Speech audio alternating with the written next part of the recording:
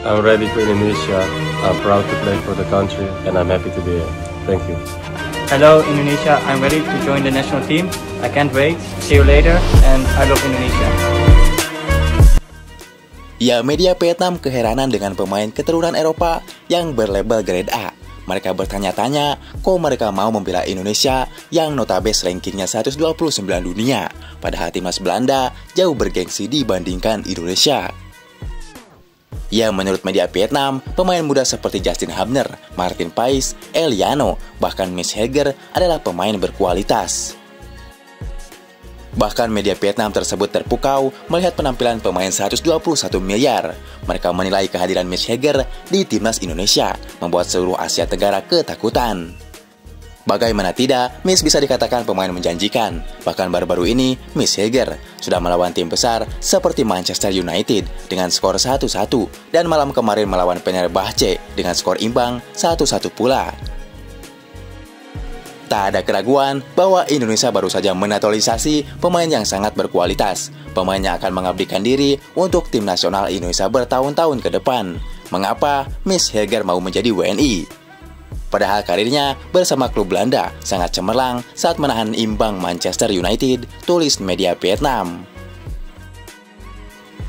Ya, kehadiran Miss Heger bergabung dengan Indonesia benar-benar disorot media-media tetangga. Bahkan harga Miss Heger sama seperti skuad timnas Vietnam, yaitu 121 miliar lebih. Berarti seorang Miss Heger kualitasnya sama seperti kualitas satu skuad timnas Vietnam. Ya, kehadiran Miss Heger tidak cuma membuat Vietnam shock, namun juga menjadi magnet untuk menarik pemain keturunan lainnya yang berlabel grade A. Salah satunya adalah Kevin Dix. Ya, pemain satu ini baru-baru ini membocorkan bahwa dia sudah dihubungi oleh PSSI untuk pertama kalinya. Kevin Dix mengatakan jika saya bergabung dengan Indonesia, kakek saya pasti bangga. Ya, jelas ini adalah kode keras bahwa pemain 69 miliar ini yang kini bermain di Copenhagen di Liga Denmark akan bergabung dengan Indonesia. Orang tua ibu saya lahir di pulau kecil Ambon dan mereka pindah ke Belanda untuk mencari kehidupan yang lebih baik setelah perang. Nenek saya sayangnya meninggal kurang dari 2 tahun yang lalu. Tetapi saya masih memiliki kakek yang lahir di sana Indonesia.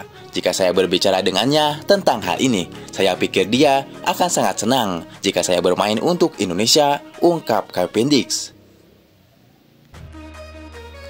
Ya, di balik itu, tak cuma Kevin Dix yang tertarik mau membela Indonesia. Arya Sinulinga juga membocorkan bahwa salah satu kiper berkualitas Eropa juga ingin bergabung dengan Indonesia. Ya, EXO PSSI, Arya Sinulinga, mengisyaratkan adanya pemain keturunan berposisi kiper yang tertarik untuk membela timnas Indonesia. Banyak netizen yang langsung menyebut sosok itu adalah Emil Audero. Ya, meski sebagian fans Indonesia tidak menyukai Emil Audero karena pernah menolak pinangan PSSI sebelum naungan Erick Thohir. Ya, yang menolak itu adalah bapaknya, bukan Emil Audero sendiri. Ya, kemarin Martin Pais menjadi primadona karena tampil apik bersama timnas Indonesia dalam 2 pertandingan melawan Arab Saudi serta Australia. Ya, akan tetapi kini pecinta sepak bola di tanah air was-was karena kiper FC Dallas tersebut dikabarkan cedera jelang melawan Bahrain dan China. Bahkan dikabarkan Martin Pais bisa sembuh total di awal November. Meski saat ini, Pais sudah melakukan latihan ringan kembali bersama FC Dallas. Ya, maka dari itu, banyak yang beranggapan bahwa skuad Garuda masih membutuhkan sosok Emil Audero untuk dinaturalisasi. Sebagian fans Indonesia memang kecewa, namun pada saat itu yang menolak adalah bapaknya, bukan Emil Audero. Ya, bertepatan dengan situasi ini, EXO PSSI Arya Sinulinga mengisyaratkan ada kiper keturunan yang tertarik. Kita berharap dengan perkembangan seperti ini terus naik, itu membuat pemain-pemain yang tadinya mikir-mikir, kayak kemarin Martin Pais yang masuk, wow seru juga nih, akhirnya apa? Kiper-kiper lain yang tadinya masih ngintip-ngintip, mau juga, ucap Arya.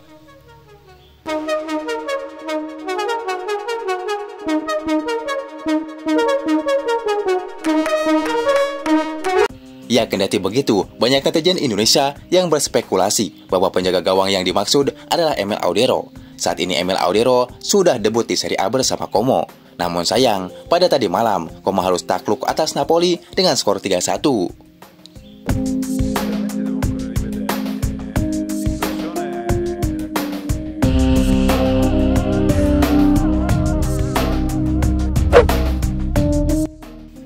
Ya, di sisi lain, ribuan supporter timnas Indonesia akan datang langsung ke Bahrain untuk memberikan semangat langsung kepada punggawa Garuda. Supporter timnas Indonesia mendapatkan kuota supporter awai sebanyak 2.200 kursi penonton. Ya, sementara untuk posisi supporter Garuda ada di belakang gawang tribun selatan dengan kuota kursi 2.000 untuk reguler tiket dan 200 untuk VIP. Harga saat ini, tiket sudah terjual sekitar 1.700-an tiket. Dipastikan, tiket akan ludes terjual sebelum laga berlangsung. Info yang kita dapat juga, akan ada sekitar 500-an supporter timnas Indonesia dari Qatar yang akan awai ke Bahrain.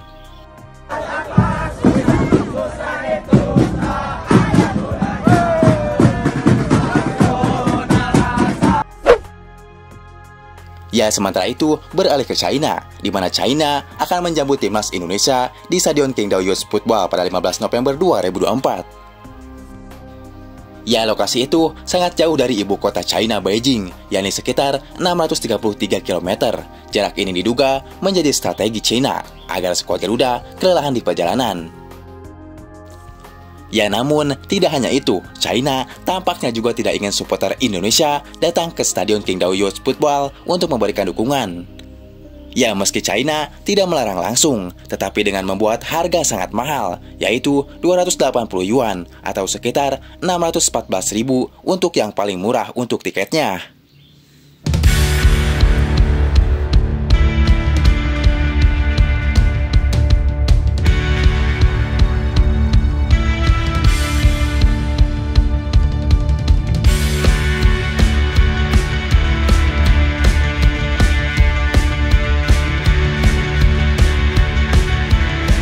I'm ready to Indonesia. I'm proud to play for the country and I'm happy to do it. Thank you. Hello Indonesia, I'm ready to join the national team. I can't wait. See you later, and I love Indonesia. Personally, I always try to improve a lot. So offensively, so yeah, it's a new challenge for me. Ya, kedatangan pemain keturunan baru yang datang untuk membela timnas Indonesia ternyata membuat Jepang keheranan dengan Indonesia. Salah satunya pemain lincah Jepang Wataru Endo. Pemain Liverpool ini keheranan kok Indonesia bisa setiap bulan mendatangkan pemain keturunan Eropa. Ya, tentu menurut Wataru Endo, kedatangan pemain berkualitas seperti Miss Heger dan Eliano akan membuat timnas Indonesia semakin kuat. Dan tak heran jika pelatih Jepang sendiri menyebut Indonesia bakal menjadi kuda hitam di grup C. Dan itu benar saja. Indonesia berhasil menahan tim kuat semacam Arab Saudi dan Australia yang sebelumnya diprediksi Indonesia bakal babak belur. Ya, memang meski saat ini Indonesia sudah berbeda, namun suka tak suka, memang sekarang ini Jepang adalah tim terbaik dan yang paling diunggulkan di grup C ini. Kini, 12 gol tanpa sekalipun kebobolan, serta menyapu bersih kemenangan di 2 laga menjadi bukti nyata kalau Jepang memang ada di level yang berbeda. Ya, tentu saja hal itu tak terlepas dari 90% pemain Jepang yang main di liga-liga teratas Eropa, sehingga membuat tim Samurai Biru secara tak langsung memiliki gaya main yang pibesnya Eropa banget. Ya, meskipun begitu, Hajime Moriyasu selaku pelatih tidak mau jumawa, karena biar gimana pun masih ada 8 pertandingan yang segalanya bisa terjadi. Bahkan ia pun sekarang kabarnya mulai memantau serius timnas Indonesia. Ya, sebab dari semua tim yang ada, memang tim Garuda dianggap sebagai tim paling progresif di kawasan Asia. Dan saat ini tim yang belum terkalahkan di grup C selain Jepang adalah Indonesia. Di balik itu jelas, keberadaan sosok Erick Thohir sebagai ketua PSSI menjadi salah satu kunci utama mengapa timnas Indonesia bisa seperti sekarang ini. Nah, yang jadi perhatian pihak Jepang tentu saja manuver PSSI dalam melakukan naturalisasi. Sebab mereka pun meyakini kalau PSSI tidak akan menyetop sampai di sini saja. Salah satunya kini memastikan Miss dan Eliano akan bergabung saat melawan Jepang nanti. Ya, maka tak heran jika dibandingkan dengan tim lain, Jepang menganggap Indonesia adalah ancaman terbesar yang berpotensi mengejutkan kalau tim Garuda bisa tampil dengan skuad impian yang diharapkan.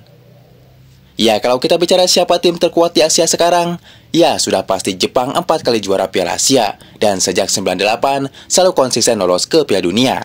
Tentu membuat status Jepang di kawasan Asia memang mentereng. Bagaimana sepak bolanya tidak maju? Di Jepang, baik dari usia dini sampai senior, semuanya ditata dengan baik. Dan kini skuad utama timnas Jepang 98% diisi oleh mereka-mereka yang bermain di luar negeri. Hanya 3-4 saja yang diambil oleh Hajime Moriyasu dari liga lokal Jepang.